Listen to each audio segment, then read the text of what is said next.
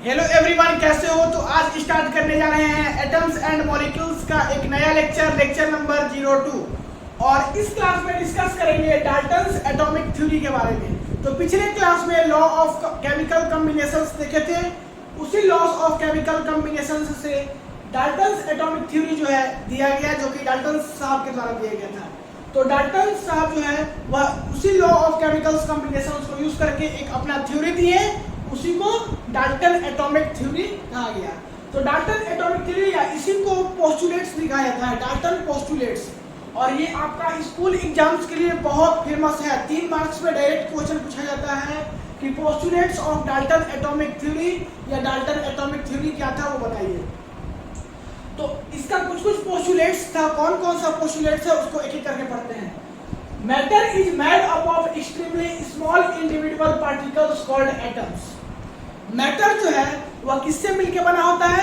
बहुत छोटा छोटा पार्टिकल्स से। वो पार्टिकल्स का क्या नाम है? उस पार्टिकल्स का नाम है एटम्स। मतलब कि पहला पोस्टुलेट से यह बताया गया है कि एटम्स जो होता है वह सबसे स्मॉलेस्ट पार्टिकल्स होता है। एटम्स को आप फर्दर डिवाइड नहीं कर सकते, ठीक है? तो एटम्स सबसे स्मॉलेस्ट पार्टिकल्स होता है और एटम्स को आप फिर से उसको डिवाइड नहीं कर सकते। ये बात कहा गया है पहला पोस्टुलेट से। सेकेंड पोस्टुलेट्स की बात करें तो atoms of same substance are identicals in all respect, that is they possesses same size, mass, chemicals properties. जितना भी एटम्स होगा सेम सबस्टेंसेस का, वो आइडेंटिकल होगा ऑल रिस्पेक्ट में। इसका मतलब क्या?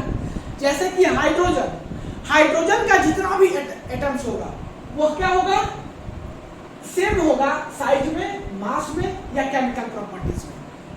हीलियम का जितना भी एटम्स होगा वह सेम होगा ऑल रिस्पेक्ट में, साइज में, मास में, केमिकल प्रॉपर्टीज में या और भी उसका कुछ प्रॉपर्टीज होगा।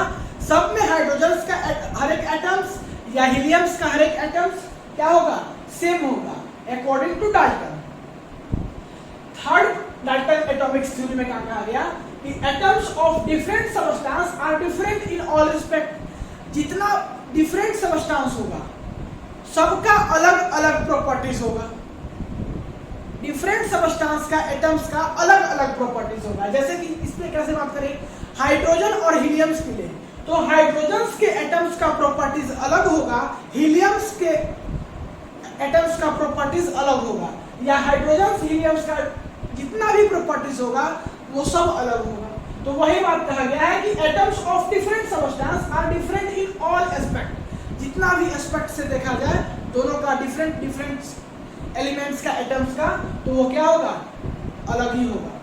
फोर्थ पोस्टुलेट है atoms is the smallest particles that take part in chemical reactions. Atoms जो है वह बहुत छोटा स्मॉलेस्ट पार्टिकल्स होता है। यही कारण है कि वह केमिकल्स रिएक्शंस में भाग लेता है, वह केमिकल्स रिएक्शंस में पार्टिसिपेट करता है। ऐसा क्यों? क्योंकि एटम्स बहुत स्मॉलेस्ट पार्टिकल्स हैं। फिफ्थ पोस्टुलेट्स की बात करें तो एटम्स ऑफ डिफरेंट एलिमेंट्स में combined with each others in a fixed ratio two forms compounds.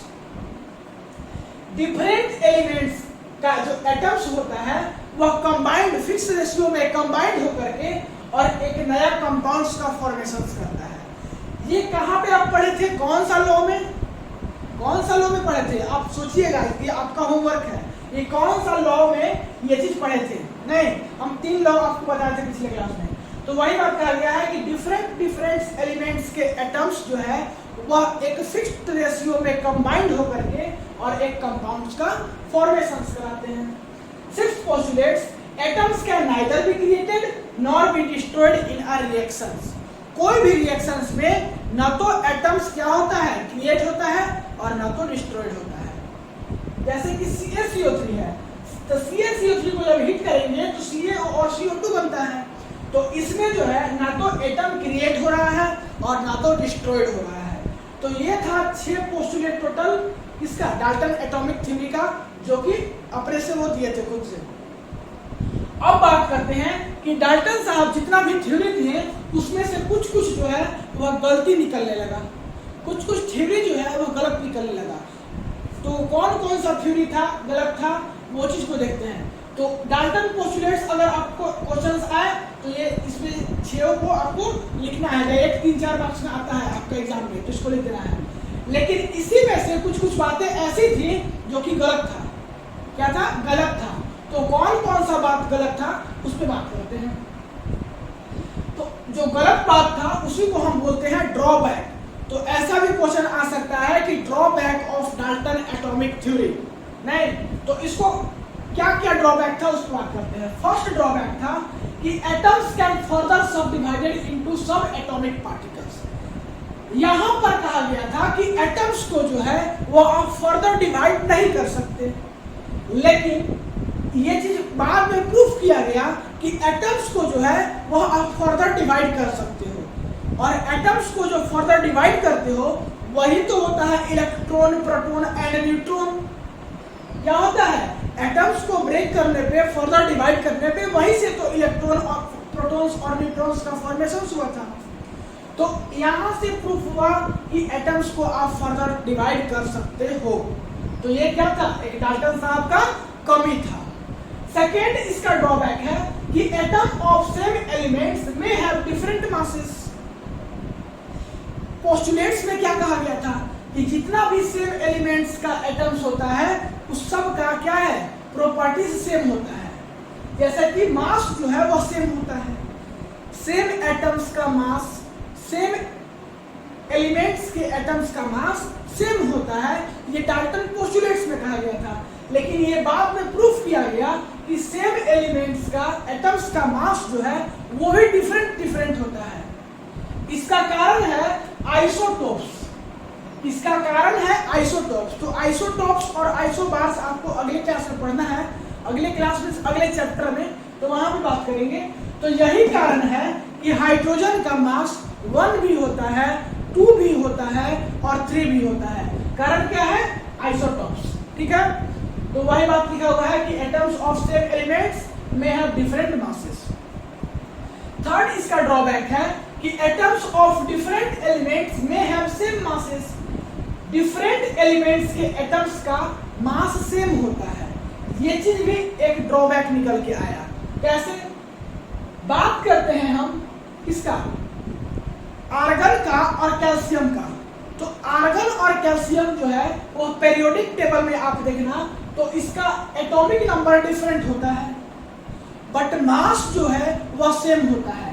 Argon और पोटेशियम दोनों क्या है? डिफरेंट एलिमेंट्स है, लेकिन दोनों डिफरेंट एलिमेंट्स का एटम्स का मास जो होता है वह हमेशा सेम होता है। तो आर्गन और कैल्शियम दोनों का मास कितना होता है? 40 होता है, 40। लेकिन ये जो है वह अलग अलग एटम्स है, तो अलग अलग एटम्स का मास सेम होता है। तो ये किस चीज से प्रूफ हुआ? आइसोबार्स से। नहीं, तो हम बताएं कि आइसोटॉप्स और आइसोबार्स अगले चैप्टर में अच्छे से पढ़ना है, आप बताएंगे हम। फोर्थ ड्रॉबैक है कि it can not be distinguished between atoms and molecules.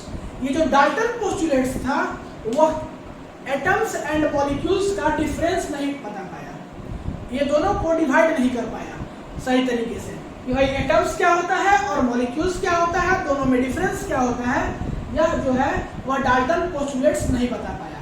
तो ये भी एक ड्रॉबैक था डाल्टन का। तो ये 4 टोटल ड्रॉबैक था डाल्टन एटॉमिक थ्योरी का। ये भी आपसे एग्जाम में पूछा जा सकता है। तो ये था डाल्टन का पोस्टुलेट्स और डाल्टन का ड्रॉबैक्स। अब बात करते हैं पीरियोडिक टेबल में कि हम आपको स्टार्टिंग का 10 एलिमेंट्स जो है आपको क्या किए थे? बताए थे कि भाई आप याद कर लेना।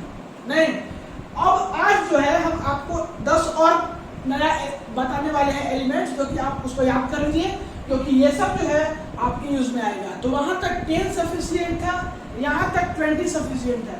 अगर आगे और की आवश्यकता पड़े तो वहां पर भी हम आगे और देंगे। ठीक है, तो सोडियम 10 तक देख लिए थे, 11 से स्टार्ट करते हैं।